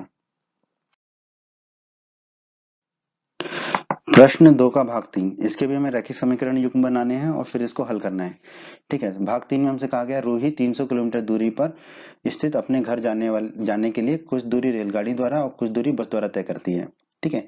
रूही कहीं रहती होगी, काम करती होगी, कुछ भी होगा, उसका घर उस शहर से 300 किलोमीटर दूर है, जहाँ उसका गाँव है या दूसरा शहर है, ठीक है। 300 किलोमीटर दूर रहती है, तो वो अपने घर जा रही है, ठीक है। तो घर जाने के लिए कुछ दूर तो वो रेलगाड़ी में जाती है, कुछ दूर बस में जाती है, ठीक है। यदि वहां स्थिति एक, यदि वहां 60 किलोमीटर रेलगाड़ी और द्वारा और शेष बस द्वारा यात्रा करती है तो उसे 4 घंटे लगते हैं, ठीक है। और दूसरी स्थिति क्या है, यदि वह 100 किलोमीटर रेलगाड़ी से तथा शेष बस से यात्रा करे तो उसे 10 मिनट अधिक लगते हैं। 10 मिनट अधिक लगते हैं मतलब 4 घंटा में 10 मिनट ज्यादा है, मतलब 4 घंटा 10 मिनट लगते हैं। तो रेलगाड़ी एवं बस की क्रमशः चाल ज्ञात कीजिए। बहुत ही अच्छा प्रश्न है दोस्तों। हम मान लेते हैं कि रेलगाड़ी की चाल है x किलोमीटर प्रति घंटा और बस की चाल हम मान लेते हैं y किलोमीटर प्रति घंटा। दोस्तों हम जानते हैं, बचपन से पढ़ते आए हैं, चाल बराबर होता है दूरी बटा समय, ठीक है। अब हम क्या करेंगे, चाल को नीचे ले आएंगे दाईं तरफ और समय को ऊपर ले जाएंगे बाईं तरफ, ठीक है। तो समय बराबर क्या हो जाएगा, दूरी बटे चाल, ठीक है। एक ही बात है, चाल बराबर दूरी बटे समय से हमने निकाला समय बराबर दूरी बटे चाल। समय को बाईं तरफ ले गए ऊपर और चाल को दाईं तरफ ले आए नीचे, तो समय बराबर आ गया दूरी बटे चाल। अब कुल दूरी कितनी दे रखी है हमें प्रश्न में, 300 किलोमीटर, ठीक है। अब पहली स्थिति में हमसे कहा गया है कि जो रूही है वो 60 किलोमीटर रेलगाड़ी से चलती है और शेष बस से चलती है, तो उसे 4 घंटे लगते हैं। तो रेलगाड़ी द्वारा तय की गई दूरी कितनी है, 60 किलोमीटर, ठीक है। तो रेलगाड़ी में उससे कितना समय लगा होगा, जितनी उसने रेलगाड़ी में दूरी तय की और जो रेलगाड़ी की चाल है, तो रेलगाड़ी में कितनी दूरी तय की उसने 60 किलोमीटर, तो हमने लिख दिया 60, और रेलगाड़ी की चाल हमने मानी है x किलोमीटर, यहाँ देखिए, तो हमने लिख दिया x, ठीक है। तो ये आ गया हमारा 60/x, क्योंकि समय होगा दूरी बटे चाल। अब हम निकालते हैं बस द्वारा तय की गई दूरी। कुल दूरी है 300 किलोमीटर, रेलगाड़ी से दूरी तय की 60, तो बस में कितनी दूरी तय की होगी उसने, 300 माइनस 60, 300 में से 60 जाएगा तो आ जाएगा 240 किलोमीटर। तो बस द्वारा तय की गई दूरी आ जाएगी 240 किलोमीटर। तो बस द्वारा लगा समय, बस में कितना समय लगा, बस से जितनी दूरी तय की बटे बस की चाल, बस से कितनी दूरी तय की इसने 240 किलोमीटर, तो ऊपर लिख दिया हमने 240 किलोमीटर। बस की चाल हमने कितनी मानी है बाई, तो बटे में लिख दिया बाई, तो बस में लगा समय आ गया 240/y, ठीक है। तो दोस्तों हमने लिख लिया रेलगाड़ी में लगा समय और बस में लगा समय जो हमने निकाला है अभी, ठीक है। प्रश्न में कहा गया कि 60 किलोमीटर रेलगाड़ी तथा शेष बस द्वारा यात्रा करती है तो उसे 4 घंटे लगते हैं। तो 4 घंटे का मतलब क्या हुआ, रेलगाड़ी में जो लगा समय और बस में जो लगा समय उसको जोड़ देंगे तो 4 घंटे के बराबर हो जाएगा, ठीक है। तो रेलगाड़ी में कितना समय लगा 60/x, ठीक है, और बस में समय लगा 240/y, तो ये 4 के बराबर हो जाएगा। अब यहाँ पे हम 4 कॉमन ले लेते हैं, 60 में भी 4 कॉमन आ सकता है और 240 में भी आ सकता है। तो 60 में 4 कॉमन लेंगे बाहर तो 15 चौके 60, तो ये बचेगा 15। 240 में 4 कॉमन लेंगे तो 60 गुणा 4 होता है 240, तो ये बचेगा 60, ठीक है। वो इसलिए किया ताकि 4 से 4 को हम काट लें, एक आ जाए हमारा ना, थोड़ा सरल हो जाए समीकरण, ठीक है। अब ये 4 से 4 को हम काट देंगे, ये 4 है, ये 4 कटेगा, ठीक है। तो यहाँ पर 1 बचेगा, तो हमारा क्या आ जाएगा 15/x धन 60/y बराबर 1। इसे हम मान लेंगे समीकरण 1। दोस्तों अब हम दूसरी स्थिति की चर्चा कर लेते हैं, ठीक है। दूसरी स्थिति हमें क्या दे रखी है कि यदि वहां 100 किलोमीटर रेलगाड़ी तथा शेष बस द्वारा यात्रा करे तो उसे 10 मिनट अधिक लगते हैं, ठीक है। इसको हल कर लेते हैं बिल्कुल पहले की तरह ही। तो रेलगाड़ी द्वारा तय की गई दूरी कितनी है 100 किलोमीटर, तो रेलगाड़ी द्वारा तय किया लगा समय कितना होगा, उसको समय बराबर होता है दूरी बटे चाल, ठीक है। तो रेलगाड़ी में लगा समय होगा रेलगाड़ी द्वारा तय की गई दूरी बटे रेलगाड़ी की चाल। तो रेलगाड़ी द्वारा तय की गई दूरी है 100 किलोमीटर, तो ये लिख दिया 100, और रेलगाड़ी की चाल हमने मानी है x किलोमीटर प्रति घंटा, तो चाल को रख दिया हमने x, तो ये आ गया 100 बटे x। अब हम निकाल लेते हैं कि बस द्वारा तय की गई दूरी, कुल दूरी है 300 किलोमीटर, तो 300 माइनस रेलगाड़ी द्वारा वो चली है 100 किलोमीटर, तो माइनस 100 कर देंगे। 300 में से 100 जाएगा तो आ जाएगा हमारा 200 किलोमीटर। तो बस द्वारा तय की गई दूरी आ जाएगी 200 किलोमीटर। तो बस में लगा समय कितना आएगा हमारा, बस की द्वारा तय की गई दूरी बटे बस की चाल। बस द्वारा कितनी दूरी तय की गई है 200 किलोमीटर, तो लिख दिया 200, और बस की चाल कितनी मानी थी हमने y, तो बटे में लिख दिया y, तो ये आ गया हमारा 200 बटे y। तो आगे बढ़ते हैं दोस्तों। ठीक है, अगर वो 100 किलोमीटर रेलगाड़ी से तथा शेष बस में यात्रा करे तो उसे 10 मिनट अधिक लगते हैं। 10 मिनट अधिक लगते हैं मतलब किससे, 4 घंटे से। ठीक है, मतलब 4 घंटे 10 मिनट लगते हैं। तो दोस्तों देखिए, अगर वो 100 किलोमीटर रेलगाड़ी से चल रही है और शेष बस से यात्रा कर रही है, तो कुल समय उसे कितना लगेगा, जितना रेलगाड़ी से लगा समय। रेलगाड़ी से कितना समय लगा, 100 बटे एक्स, तो हमने लिख दिया 100 बटे एक्स। धन धन कितना, बस से लगा समय, बस से कितना समय लगा 200 बटे वाई, तो हमने लिख दिया 200 बटे वाई। और वो समय कितना है, 4 घंटे और 10 मिनट। तो 4 घंटे के लिए तो 4 लिख दिया, धन 10 मिनट है तो मिनट को भी घंटे में बदलना पड़ेगा। तो 10 मिनट को घंटे में कैसे बदलेंगे, 10 बटे 60, क्योंकि एक घंटे में होते हैं हमारे 60 मिनट। ठीक है, अब हम क्या करते हैं, ये जीरो से जीरो कट जाएगा, तो ये 1/6 बचेगा। ठीक है, तो 100 बटे एक्स धन 200 बटे वाई बराबर हो गया 4 धन 1/6। जीरो से जीरो काट देंगे हम। ठीक है, अब हम क्या करेंगे, यहाँ पर 6 कॉमन ले लेंगे दाईं तरफ, कि 4 के बटे में कुछ भी नहीं है, तो 4 का गुणा 6 से हो जाएगा, धन 1/6। ठीक है, 4 गुणा होता है 6 हो जाएगा 24, और एक धन है तो 25, 24 धन 1 कितना हो जाएगा 25। ठीक है, तो बाकी वैसे ही लिख दिया, ये हो गया 25/6। ठीक है, अब यहाँ पर देखो 25 कॉमन आ जाएगा दोनों में, 100 में और 200 में। ठीक है, तो 25 कॉमन लेंगे, 100 में से 25 कॉमन लेंगे तो कितना बचेगा, 4 बटे एक्स। ठीक है, 100 में से 25 कॉमन लेंगे तो 4 बचेगा, बटे में एक्स है। उसी प्रकार 200 में से 25 कॉमन लेंगे तो बचेगा 8, तो ये हो जाएगा 8 बटे वाई बराबर 25/6 है ही। 25 से 25 को काट देंगे। ठीक है, तो यहाँ पर सिर्फ 1/6 बच जाएगा, तो 4 बटे एक्स धन 8 बटे वाई बराबर कितना आ जाएगा, 1/6। अब ये 6 का गुणा कर लेते हैं हम दाईं तरफ दोनों पक्षों में। ठीक है, 4 गुणा 6 हो जाएगा 24, और उसी प्रकार 8 गुणा 6 हो जाएगा 48, तो ये आ जाएगा 24 बटे एक्स धन 48 बटे वाई बराबर 1। इसे हम मान लेते हैं समीकरण 2। तो दोस्तों हमने दोनों समीकरण लिख दिए यहाँ पर ये दोनों समीकरण रैखिक समीकरण नहीं है अभी हमारे। ठीक है, पर आप देखिए समीकरण 1 में बटे में x है और समीकरण 2 में भी बटे में x है। समीकरण 1 में बटे में y है और समीकरण 2 में भी बटे में y है। ठीक है, तो हम मान लेते हैं 1 बटे x बराबर a है और 1 बटे y बराबर b है। अब आप देखिए 1 बटे x तो a है, तो 15 बटे x क्या हो जाएगा, 15a। धन का चिन्ह है तो धन का चिन्ह लगा दिया। 1 बटे y को हमने b माना है, तो 60 बटे y कितना हो जाएगा, 60b बराबर 1 दे रखा है। इसे हम मान लेंगे समीकरण 3। अब इस समीकरण में चलते हैं, 1 बटा एक्स हमने ये माना है, तो 24 बटा एक्स क्या हो जाएगा, 24 है धन। ठीक है, 1 बटा वाई को हमने बी माना है। ठीक है, 1 बटा वाई को हमने माना है बी, तो 48 बटे वाई क्या हो जाएगा, 48b बराबर 1 दे रखा समीकरण 2 में। ठीक है, इसे हम मान लेंगे समीकरण 4। अब जैसे कि प्रश्न के पिछले भाग में हमने किया था, अचर राशि अगर बराबर हो तो दोनों समीकरण को हम बराबर कर सकते हैं। यहाँ पर देखिए 15a धन 60 भी 1 के बराबर है और 24a धन 48 भी 1 के बराबर है। तो हम कह देंगे समीकरण 3 और समीकरण 4 को बराबर करने पर। ठीक है, तो समीकरण 3 क्या, 15a धन 60 भी, ये किसके बराबर होगा, 24a धन 48 भी, क्योंकि दोनों 1 के बराबर हैं। ठीक है, अब एक तरफ b के पद कर लेते हैं, एक तरफ a के कर लेते हैं। तो बाईं तरफ 60b को हमने रखा। ठीक है, और ये 48b को बाईं तरफ ले जाएंगे तो ये ऋण का हो जाएगा, तो ये होगा -48b बराबर 24 से दाईं तरफ पहले से ही है, ये वाला 15 ये दाईं तरफ जाएगा तो ऋण का हो जाएगा, तो ये हो गया -15a। 60b में से 48b गए तो हमारे बचे 12b, 24a में से 15a गए तो हमारा बचा 9a। अब 12 को दाईं तरफ ले जाएंगे तो बटे में चला जाएगा, तो b बराबर आ जाएगा 9a बटे 12।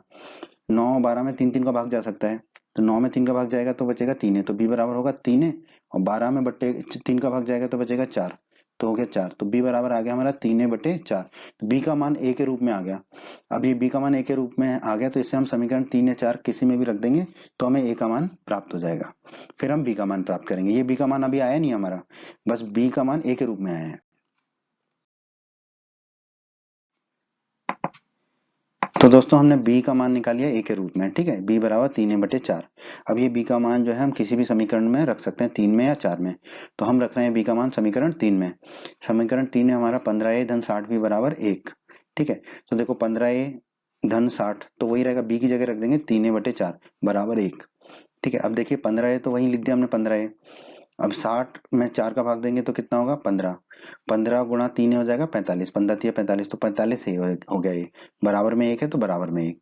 45 से धन 15 ए धन 45 है, 15 ए धन 45 से कितना हो जाएगा 60 है, तो 60 ए बराबर एक हो जाएगा। ए अब 60 को दाईं तरफ ले जाएंगे तो बटे में चला जाएगा, तो 60 ए बराबर आ जाएगा 1/60। अब ये ए का मान हम समीकरण 3 या समीकरण 4 किसी में भी रख सकते हैं, पर हम रखेंगे बी बराबर 3/4 में, तो सीधा सीधा हमारा बी का मान आ जाएगा। तो बी है 3/4 और ए कितना है हमारा 1/60, तो ए की जगह रख देंगे 1/60, तो ये हो जाएगा हमारा बी बराबर 3/4 गुणा 1/60। ठीक है, अब 3 का भाग देंगे ऊपर नीचे, 60 में 3 का भाग देंगे तो बचेगा 20। ठीक है, ऊपर फिर बचेगा 1, तो बी बराबर आ जाएगा 1/4 गुणा 1/20। ठीक है, 20 गुणा 4 होता है 80, तो बी बराबर हो जाएगा 1/80। ठीक है, तो ए का मान आ गया 1/60 और बी का मान आ गया 1/80। तो हमने जो है ए और बी के मान निकाल लिए। ठीक है, अब दोस्तों हमने माना था 1/x किसके बराबर है, ए के। ए का मान कितना है 1/60, तो रख देंगे हम, तो 1/x हो जाएगा 1/60। ठीक है, क्रॉस में गुणा करेंगे तो 60 इधर जाएगा, x इधर जाएगा, तो 60 बराबर x आ जाएगा। 60 बराबर x है तो हम लिख सकते हैं x बराबर 60। उसी प्रकार दोस्तों हमने माना था 1/y बराबर b, लिख दिया हमने। b कितना आया 1/80, तो b की जगह रख देंगे 1/80, तो 1/y हो जाएगा हमारा 1/80 के बराबर। क्रॉस में गुणा करेंगे तो 80 इधर चला जाएगा, y दाईं तरफ चला जाएगा, तो 80 बराबर y आ जाएगा। 80 बराबर y है, इसका मतलब y बराबर 80 हम लिख सकते हैं। अब दोस्तों रेलगाड़ी की चाल हमने क्या मानी थी, x किलोमीटर प्रति घंटा। ठीक है, x आ गया हमारा 60, तो हम कह सकते हैं रेलगाड़ी की चाल कितनी है 60 किलोमीटर प्रति घंटा, क्योंकि x 60 है। बस की चाल हमने मानी थी y किलोमीटर प्रति घंटा, y हमारा आ गया 80, तो हम कह सकते हैं बस की चाल कितनी होगी, y बराबर 80 किलोमीटर प्रति घंटा। तो यही हमारे प्रश्न के इस भाग का उत्तर है दोस्तों। उम्मीद करते हैं बच्चों आपको हमारा ये वीडियो पसंद आया होगा। बच्चों, अगर आप राजस्थान बोर्ड क्लास चैनल पर नए हैं और आपने अभी तक हमारे YouTube चैनल को सब्सक्राइब नहीं किया है, तो सब्सक्राइब बटन को दबाकर जल्दी से हमारे चैनल को सब्सक्राइब कर लीजिए और बेल आइकन को भी दबा दीजिए। इससे आपको क्या फायदा होगा कि जब भी हमारे चैनल पर कोई भी नया वीडियो आएगा तो उसका नोटिफिकेशन सबसे पहले आपको मिलेगा, और जब भी आप YouTube पर वीडियो सर्च करेंगे तो हमारे चैनल के वीडियोज आपको ऊपर नजर आने लगेंगे। आपको वीडियो पसंद आया है तो आप हमारे वीडियो को अपने दोस्तों के साथ व्हाट्सएप और फेसबुक पर अवश्य शेयर करें, जिससे आपके दोस्तों का भी फायदा हो, उन्हें लाभ हो। और वीडियो पसंद आया है तो वीडियो को लाइक अवश्य कर दें, और इस अध्याय के अन्य सभी वीडियोस को देखने के लिए आई बटन पर क्लिक करें। आई बटन पर क्लिक करने से आपको इस अध्याय के सभी वीडियोस के लिंक मिल जाएंगे। धन्यवाद बच्चों।